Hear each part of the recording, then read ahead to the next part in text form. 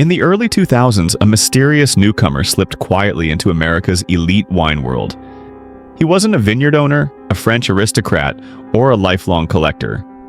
He was a young Indonesian man named Rudy Kurniawan, barely in his 20s, with an incredible memory for wine, a seemingly unlimited bank account, and a talent for charming anyone in the room.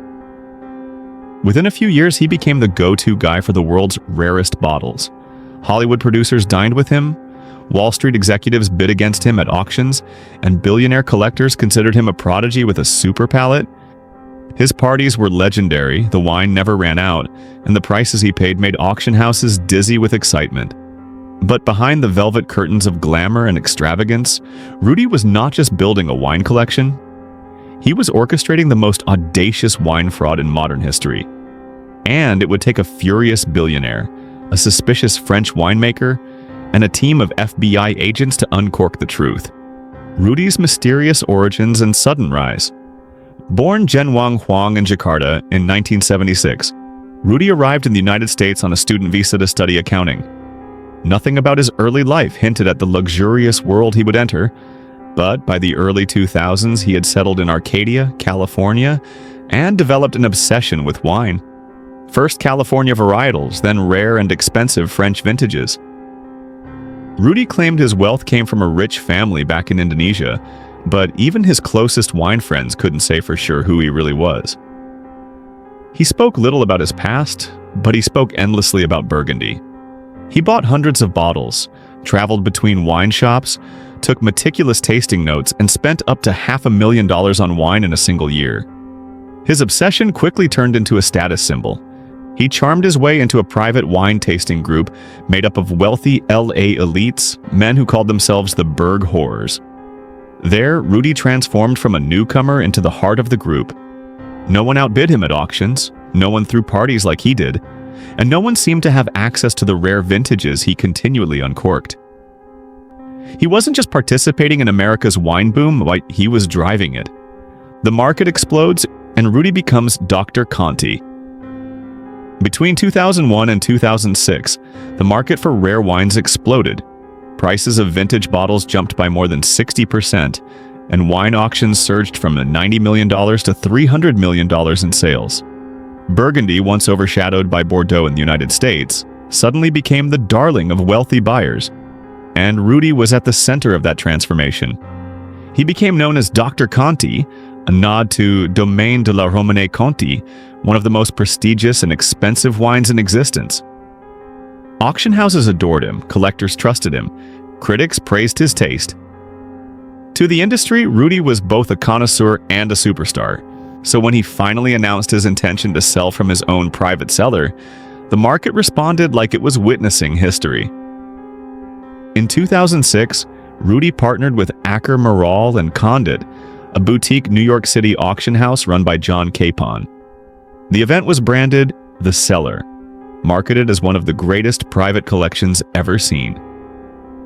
Buyers arrived in a frenzy. The two-day sale raked in $10.6 million. 9 months later, a second auction topped $24.7 million. A record-shattering figure. Buyers were mesmerized. Auction houses worshipped him. He became a multimillionaire overnight. But something was wrong, and the first cracks were already showing. Suspicion begins to swirl. Serious collectors started taking a closer look at Rudy's offerings, and they didn't like what they found. For example, he sold 10 bottles of 1945 Chateau Petrus, an impossibility considering only 600 were ever produced, and only a few dozen were known to remain in circulation. How could this young man acquire so many ultra-rare bottles that even historic wine estates struggled to locate? Wine forums began to buzz. Experts noticed inconsistencies in the labels and vintages. Some critics wondered why Rudy insisted on taking empty wine bottles home after expensive dinners. Others asked where he was getting his wines, since no major European collectors had ever heard of him. The whispers grew louder when multiple auction houses were forced to pull his lots due to authenticity concerns.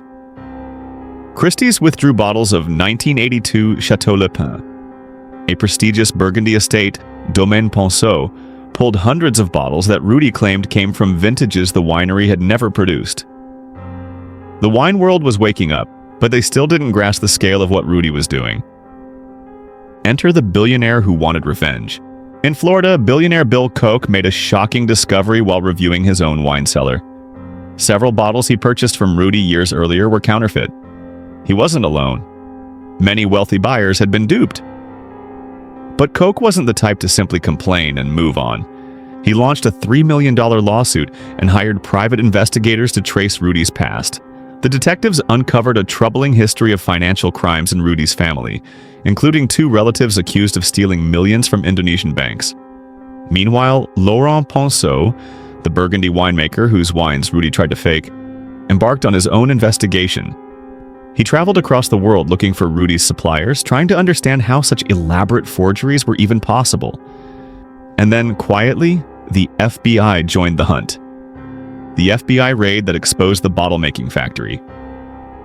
On March 8, 2012, FBI agents stormed Rudy's home in Arcadia. Inside, they found what can only be described as a counterfeit wine factory. The evidence was staggering. There were hundreds of empty old wine bottles soaking in sinks, thousands of printed counterfeit labels, rubber stamps for famous wineries, bags of corks, sealing wax, and handwritten formulas for recreating the taste of legendary wines by mixing far cheaper blends. He aged labels using hot lights and tea stains. He harvested real corks from authentic bottles and reused them. He dipped bottles in wax to mimic original seals. Every fake he made was designed to perfectly fool collectors who rarely opened the bottles they bought. For years, Rudy had been selling fantasy, not wine. He was arrested on charges of mail fraud, wire fraud, and forging statements to obtain millions in loans. The fall of a wine legend. Rudy's trial began in December 2013. Prosecutors called him the biggest wine counterfeiter in history. Experts demonstrated how he faked vintages, invented impossibly rare bottles, and manipulated wealthy collectors. They argued that Rudy didn't just sell fake bottles. He shaped the entire wine market by artificially inflating demand for rare Burgundy. He duped buyers into paying astronomical prices for mixtures he brewed in his kitchen. Rudy's lawyer argued that the evidence was misunderstood and that Rudy only wanted to be accepted in the elite wine community. But the jury wasn't convinced. After 9 days of deliberations, Rudy Kurniawan was found guilty on all charges and sentenced to 10 years in federal prison. The legacy and lingering damage. Rudy was released in late 2020 and deported to Indonesia soon after, but his impact on the wine world remains enormous. Wine fraud experts estimate that hundreds of Rudy's fake bottles, worth more than $500 million, are still in circulation today. Collectors continue to discover counterfeits in their cellars. Auction houses still fear the shadow of his work. And the rare wine market has become much more skeptical and heavily regulated because of the chaos he unleashed. Some people see him as a genius con artist who exposed the pretensions of billionaire collectors. Others believe he permanently damaged trust in the global wine industry. As for Rudy himself, his lawyer claims he has been offered work as a wine consultant. Whether he'll ever return to public life is uncertain. But one thing is clear, the world hasn't heard the last of him. And that brings us to the unbelievable end of Rudy Kurniawan's story. If you enjoyed diving into this wild true story and want more deep dives into hidden scandals, rich people frauds, and unbelievable mysteries from history, make sure you hit that like and don't forget to subscribe. Thanks for watching. And remember, in a world full of expensive labels, never trust the bottle too quickly. Cheers and see you in the next video.